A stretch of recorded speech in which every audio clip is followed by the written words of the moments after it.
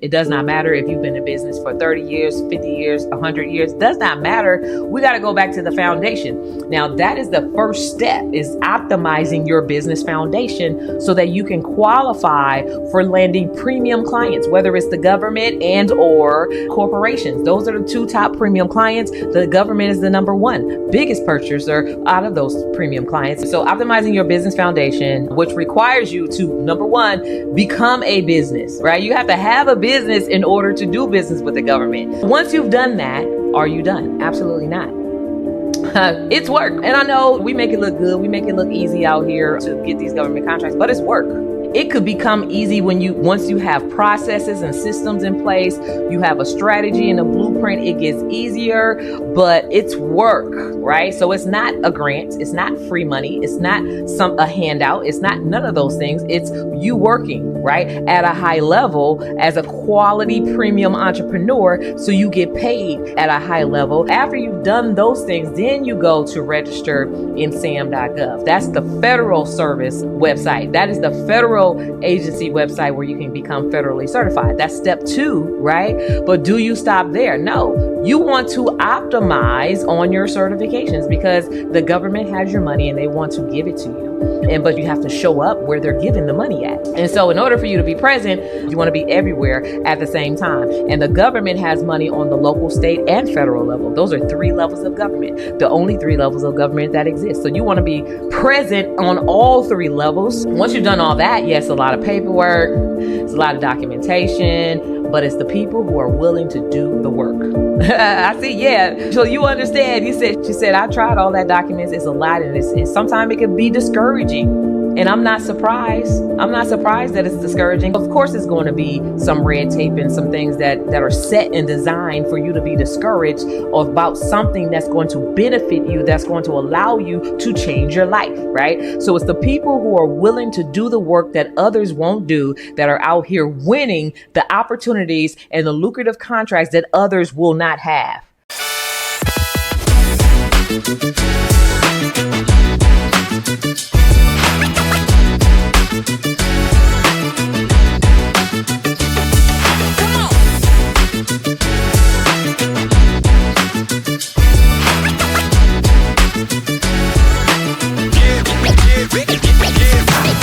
If you want to know how to make your next million in 2024, you're definitely in the right place. This is the year of new beginnings, new levels, more profits, more money, more wealth, all of that stuff. I am Dr. Karwanna D. Irving. I'm a government contracts expert. I help high-level entrepreneurs grow and scale purposely and strategically through government contracts. Of course, there are other things that you have to have into play, that you want to have into play when it comes to creating this level of wealth. And we walk you through exactly what those things are and how you actually could optimize your business for success. So in this video, I'm going to walk you through how to actually make your next million, because at some point in your life, you've crossed generating $1 million, and it's probably been over a period of a decade or 2. And over that 2 decades, you've probably accumulated $1 million in revenue or in income for yourself and for your business, whatever. But I'm going to show you how you can actually streamline that process and actually do it in this year. And it probably sounds like it's something that's impossible, but everything is possible when you have a plan. And I'm going to share with you all the plan. This is the $1 million play, the $1 million game plan of how you can actually leverage the opportunities that exist in the marketplace to actually get your $1 million in a year. So it's easier to make it in a year than it is in a decade. And then you will go on to see that it's even easier to do it in a month than it is in a year. All those different things. There's higher levels. For every level, there's a higher level. And then for every level, there's going to also be new problems that you will need to solve. It's going to be new money problems that you will need to solve. And then at that level, of course, you're going to need new coaches, new mentors as well. So just know that it's a continuing path of growing, right? So you got to be willing to become the person and to willing to always become, right? So Michelle Obama wrote a book a few years ago called The Becoming of Michelle Obama, which means that she's always in the process of becoming. It's an open end, right? There's no end to that becoming. So continuing to grow and to develop yourself is something, it's a part of the process to actually elevating your lifestyle. So you got to be willing to go back into the be, do, have success principle, becoming the person who continues to do higher level things, which continues to help you elevate your lifestyle on even higher levels. So it's all related, right? So if you can't do, you can't have. If you won't operate at a higher level, you cannot have the higher level things, right? So you attract the things into your life based on who you are currently as a person. Your identity, the things that you're currently doing, your activity is directly related to the things that you currently have, whether it's financial, whether it's health, whether it's wealth, whether it's whatever else type of relationship, it's directly related to what you've been doing. And that's directly related with who you identify yourself to be. All right, so we're going to jump into it. I'm going to share with you how to make your next million in 2024. It all starts with the foundation, you guys. Everything it builds upon a beginning or something. You got to start somewhere in order to get somewhere else. Am I right about it? We got to start somewhere in order to get somewhere, right? So it all starts with the foundation. It does not matter if you've been in business for 30 years, 50 years, 100 years, does not matter. We got to go back to the foundation. Now, that is the first step, is optimizing your business foundation so that you can qualify for landing premium clients, whether it's the government and or corporations. Those are the two top premium clients. The government is the number one biggest purchaser out of those premium clients. And so you want to optimize and position yourself, the identity of your business. We're speaking to the becoming of your business, the becoming as this professional, the becoming of a consultant, right? What do you need to do? Who do you need to become, right? In order for you to do that. So optimizing your business foundation is going to be key. I'm going to do a quick review. And if you want to download a full checklist of those things that you have to have, then you can go to govconchecklist.com and download it for free.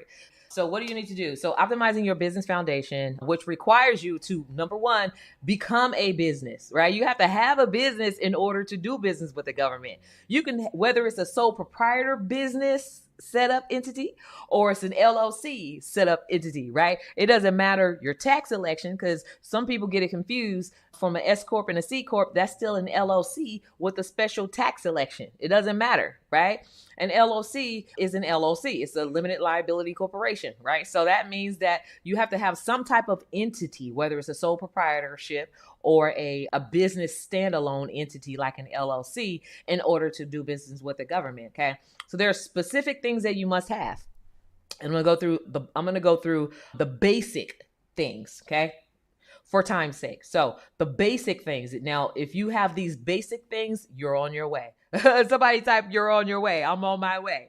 Type that in the chat. I'm on my way. If you have these basic things, you're on your way. So you need to have a business license if your city and county requires you to have a business license based on your zoning and based on the services that you're looking to offer or products, right? So you may be required to have a local business license. Right? It's like a rectangle, a landscape rectangle document that you get from the city and county. It's a business license or business registration or something else, or sometimes they call it a business tax license. So anyways, you have to have that.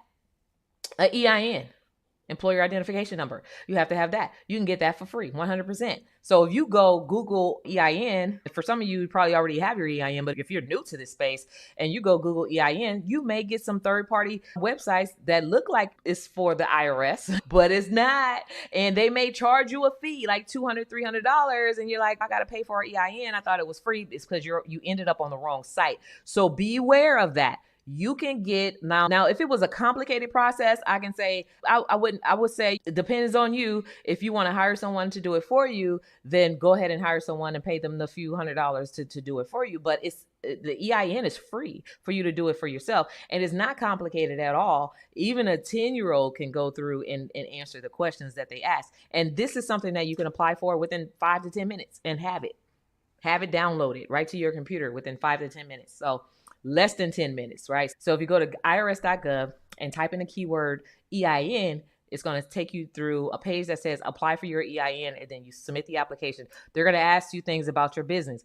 Is it a sole proprietorship? Is it an LLC? Do you have partners? Is it a multi-member? It's going to ask you some things so that it can know how to structure your taxes, right? Whether or not you have to file a 1120 or a 1065 or whatever, or a 1040 with a Schedule C. It's going to based on the answers that you give it, okay?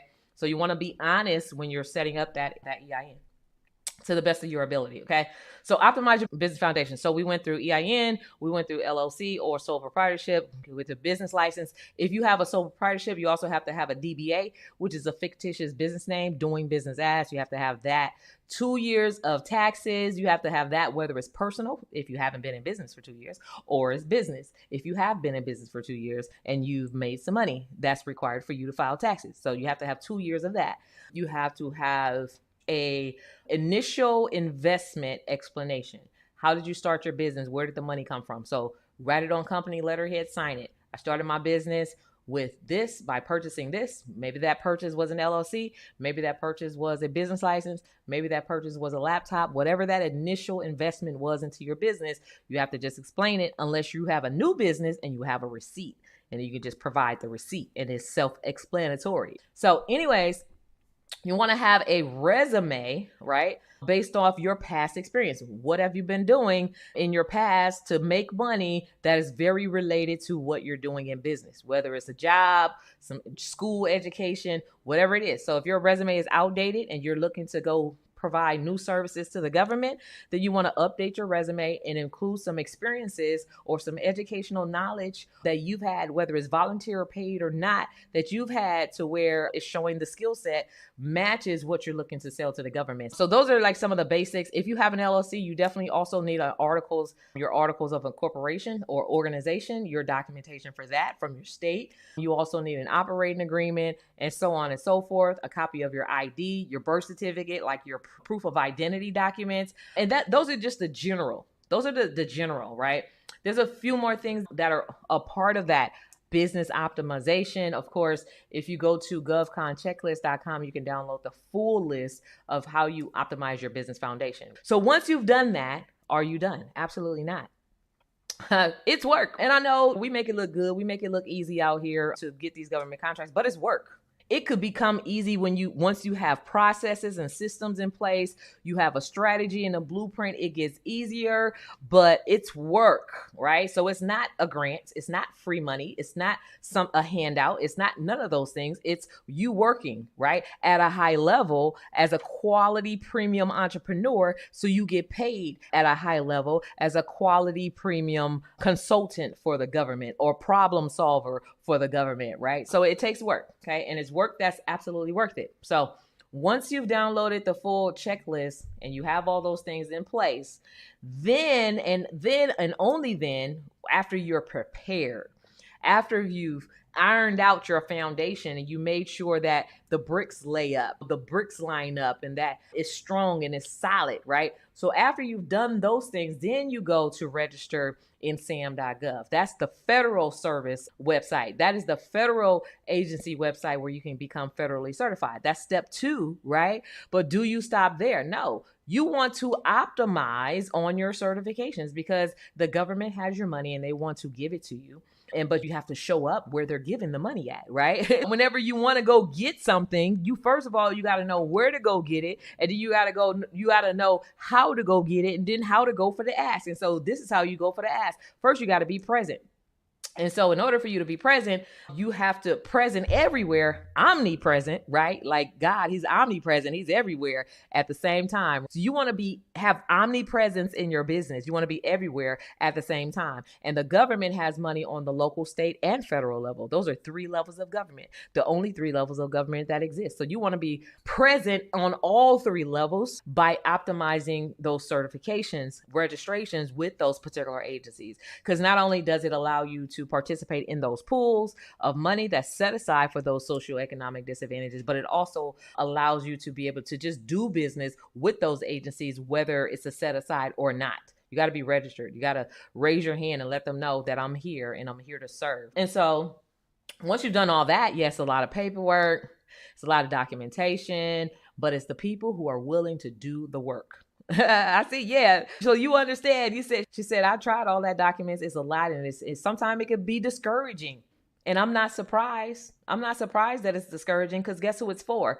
Socially economic disadvantage. Who normally identifies with that? So of course it's going to be some red tape and some things that are set and designed for you to be discouraged about something that's going to benefit you, that's going to allow you to change your life, right? So it's the people who are willing to do the work that others won't do, that are out here winning the opportunities and the lucrative contracts that others will not have.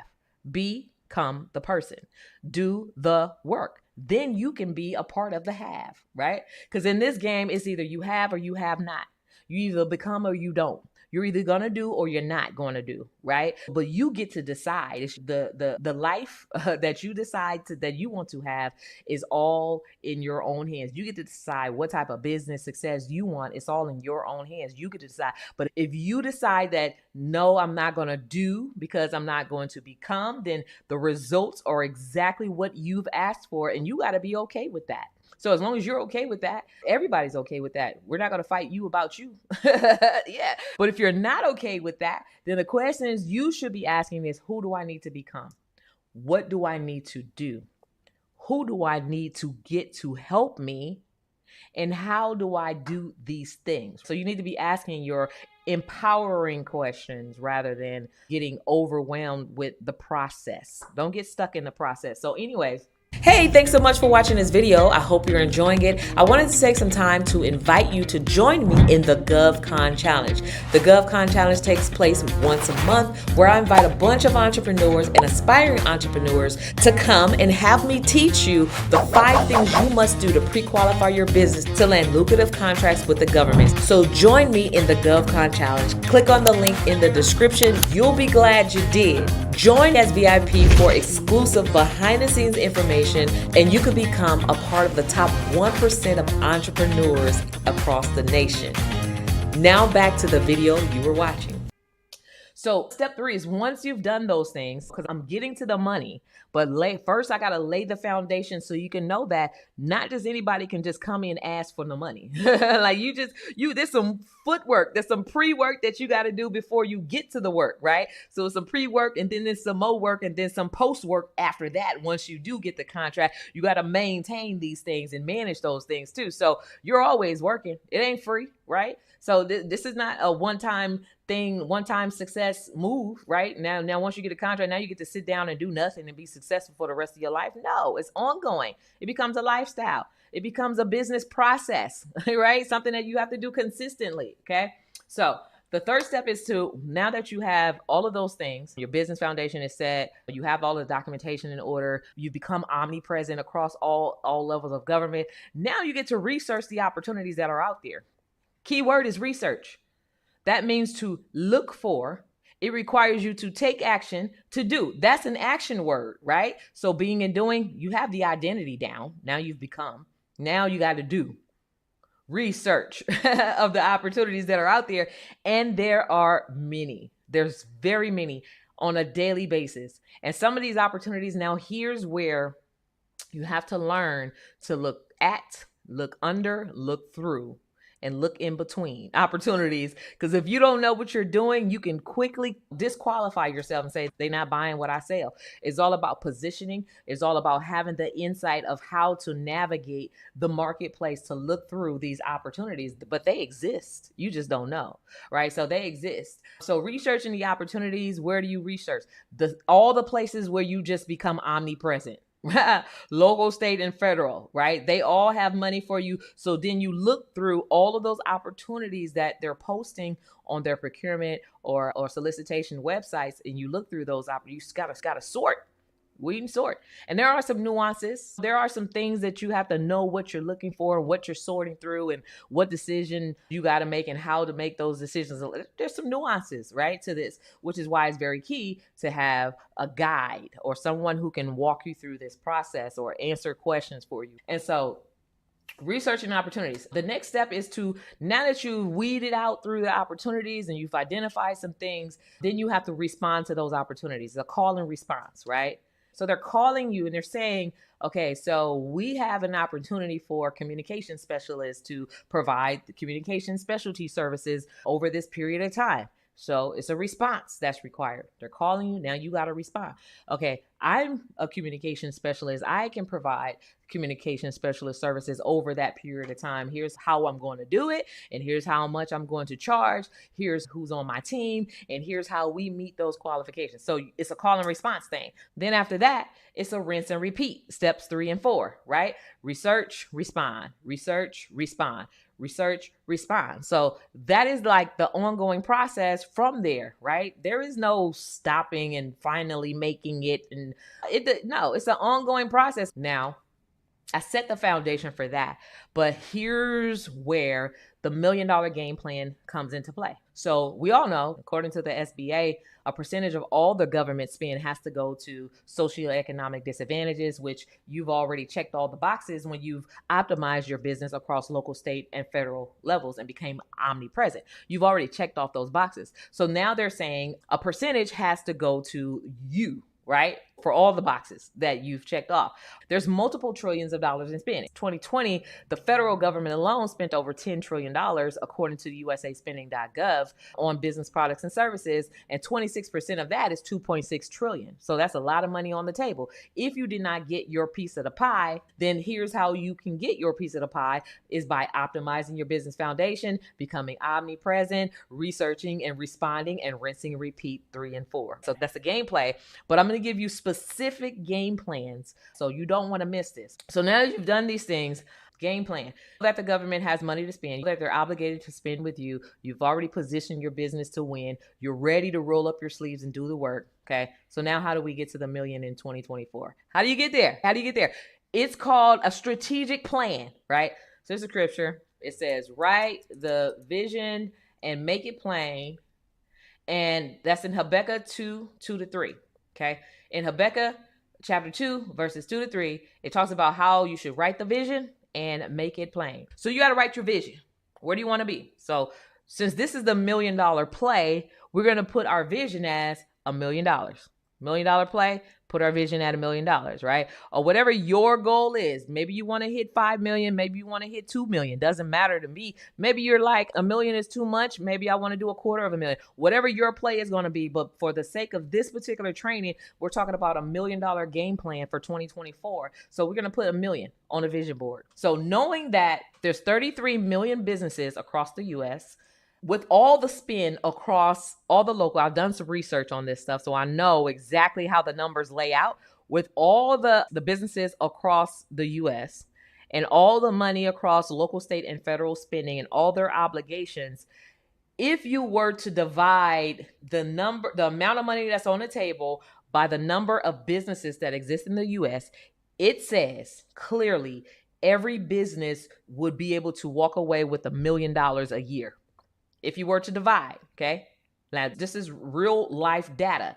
So because we know that every business entrepreneur in the U.S. is not going to do business with the government. In fact, most businesses are struggling. In fact, according to the SBA, only 6% of small businesses out of the 33 million are making 6 figures. That's a staggering statistic, right? Only 2% of the 33 million are actually making 7 figures or more. So this game plan is going to show you how to become a part of the top 2%ers of entrepreneurs in the US. And how do you do that? So with all the money that's on the table, if you look at, if every business was doing it, it's at least enough money on the table for everybody to be a millionaire. But because everybody is not going to do it for whether mindset, maybe they think it's a scam. And there are some people who think government contracting is a scam, or maybe they don't want to learn the process, or maybe it's too much work for them, or maybe they rather go do a 9-to-5 and get the easy paycheck where they think they're going to get ahead, but really by the end of the day, they're spending 50% of their check in taxes, and this, you're in the rat race like forever. So for whatever the reason why people justify why they're not doing government contracts, whatever that reason is, because we know that there's going to be more people not doing it than there are the very few that are doing it. Why? Because more people, many are called. It says it in the Bible. Many are called, but only few are chosen, right? Not everybody could be a part of that 2%. That's why the other 98% falls below that, right? And the other 94% fall below six figures. That's a huge amount of people that have businesses that have $1 million, multi-million dollar potential that are underutilized and working beneath their potential. A lot, 94%. That's a lot, right? So I don't know about you, but I decided a long time ago I'm going to be a part of the top 2%. But if you're here because you want to be a part of the top 2%, then guess what you have to do? Write the vision and make it plain. So now we know that there's all these type of vehicles that the government uses to roll out these contracting opportunities. There's micro purchases, right? Any spending that's under $10,000 falls under micro purchase. There's simplified acquisition. This is where anything above 10,000 that's below 250,000, which is $250,000, it's less competitive. They only need 3 quotes from 3 people in order to award that contract, so it's less competitive. And most of the time, either those 2 scenarios you will never find on a bid search website. You will never find probably those type of opportunities unless nobody is in line. There's nobody raising their hand. You will never probably find it on sam.gov or any of the other sites because these are relationship building levels of opportunities for the most part, generally speaking. And then anything above $250,000 is more competitive. So that's where the full blown request for a proposal and it's up for anybody can bid on it. As long as you're if it's in a small business set aside, you have to have that certification. If it's not, anybody can bid on it. So knowing these things, your game plan, right? So we know 10,000 and we know $250,000 and then anything above that. So for anybody that knows me, I love to illustrate and draw because I know some people are very visual. I'm a visual person, so I love visuals as well. Okay, so here we have 10K and under, okay? Then we have from 10K up to 250K, up to $250,000. It falls under simplified acquisition. And then everything else is highly competitive. So I'm just put this box right here. So this is highly competitive. So I'll just do that. Okay. So if you're just getting started in the contracting game, I don't know why people think that they're going to win a contract that's 20 million when you're just getting started. You can, it's very possible, but the odds of that is very unlikely, especially when you have companies that have been getting 10, 15, 20 million and they have past performance and they have experience, they have teams, they have the financial backing, they have all these different things. So you have to be realistic with your expectations and your goals, right? I'm not saying that it's not possible. I'm saying that it's not as likely to happen depending on your industry, right? If you're in construction, then yeah, it's very likely for it to happen. If you're in manufacturing or something like that, it's very likely for it to happen. If you create engines or you're a company that's competitive with Boeing or something, it's very likely, right? If you manufacture weapons, absolutely it's likely to happen. But if you're a notary, no. Come on, let's be realistic. If you're a caterer, 6 figures. Yeah. Multiple 6 figures. Absolutely. So we got to put things into its real context. And so knowing these things that I'm sharing with you, this is the micro purchase. This is the simplified acquisition, right? Strategy. So knowing these things, these plays, or there's above 250K, like above that, this is this pool, right? These are the 1.5, the 2 million. And it's very likely, it's more likely for you to get a 2 to 3 million just getting started. Or sometimes you have to just do it in accumulation. Maybe there's going to be 2 contracts that add up to 2 million. Or maybe it's going to be 4 contracts that add up to $1 million, whatever. But a strategy and a gameplay could be, I'm just going to decide to position myself to go after 4 contracts at 250K each. It falls under simplified acquisition. It's less competitive. All they need is 3 quotes, right? Now I'm going to go over to sam.gov and I'm going to extract data from there of who needs to know me or who do I need to know? Who do I need to build a relationship with? So I can get on their 3 quote list. So 4 at 250, right? But even between 10K and 250 falls numbers like 50,000. Would you be okay with that? How many $50,000 contracts do you have to meet your goal? So 50, so that's 20, right? So all you need is 20 of those. Very doable. If you landed 2 of these a month, you'll exceed the $1 million gameplay, right? Between 10 and 250 also lies $100,000, right? That number falls within that simplified acquisition. So how many of these do you need? 10. You're doing a tenth of the work. Now, between here and here, you're doing half of the work, but you're getting double the money, right? Half the work. Oh, half the work for the same amount of money. But it's double the value of the contract, gets you half the work that you have to do for the same $1 million revenue play. Same. So you can work harder, you can work smarter, or you can just do a mix of a little bit of everything. So also within this, then this is, so let's just say you did 10. Let's just say you did do the micro strategy, right? 10K game, and you just want them swiping cards all day because you have your own merchant account and you just want the government to be able to call you and swipe cards all day long. So all you need is 100 of those, right? So you just have to do that 100 times. So that's 10K times 100 equals the same 1 million. But you're working 10 times more than here, right? 10 times more than here.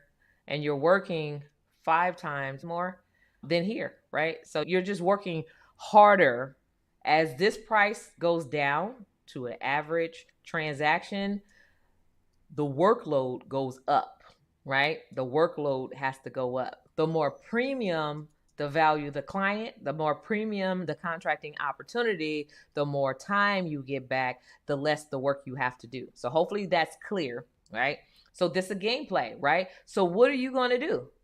You can do them all. You don't have to choose. You don't have to choose. I'm gonna do 110K, or I'm going to do 4 simplified that was 250K, or I'm going to do 50, 20, $50,000 off, or I'm going to do 10 at 100,000. You don't have to choose. You can do a mix of them all. What is your target? So you got to be very strategic when it comes to government contracts.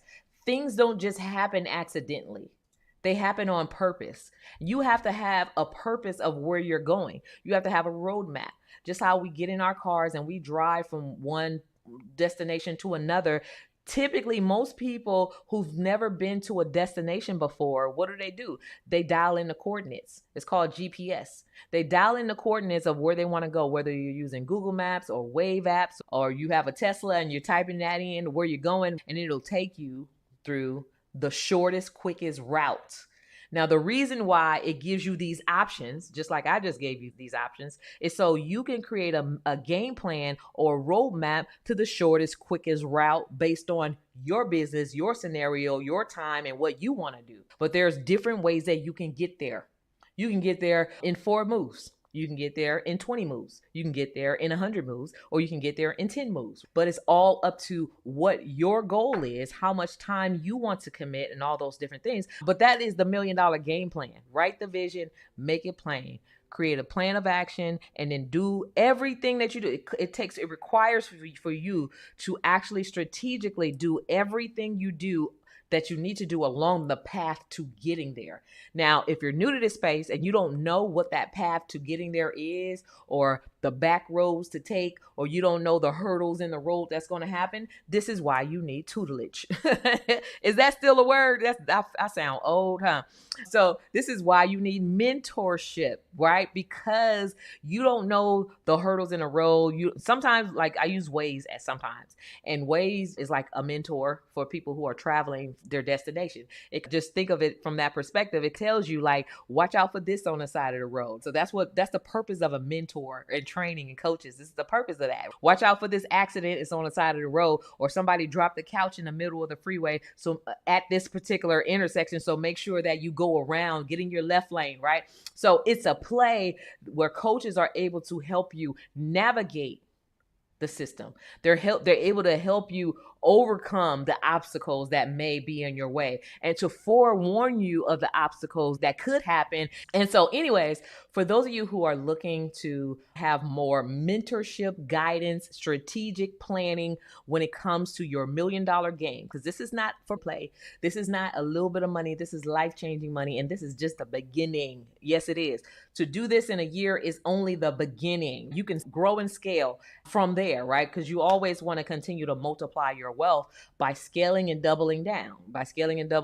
So if you want more mentorship on the beginning, on the front end, on the becoming, to get your business pre-qualified for government contracts, join us in our GovCon Challenge, okay? It's govconchallenge.com. Be sure that you join us in the GovCon Challenge.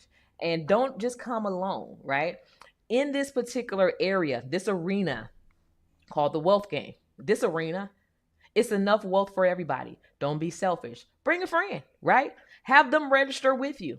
Register as VIP so you can come behind the scenes and get high level coaching throughout the challenge, where you're able to ask questions an hour before the actual challenge begins about your business, the roadblocks you come up against, and the things that you're having a challenge with, or the things that you just don't know or not clear about. Join as VIP, because when you are VIP, then guess what? You get to attract VIP clients and VIP procurement officers and VIP decision makers for your business, because people don't generally get what they want, they get who they are. And if you haven't become, join us. We're going to show you how to become, so we can show you what you need to do and to take the action to get what it is that you desire. So that's my spiel for today. Join us in govconchallenge.com. Until next time, and in between time, go be fruitful, multiply, replenish the earth, and also have dominion over your finances, have dominion over your wealth creation, have dominion in your life, your health, and all those other things. I'll check you next time.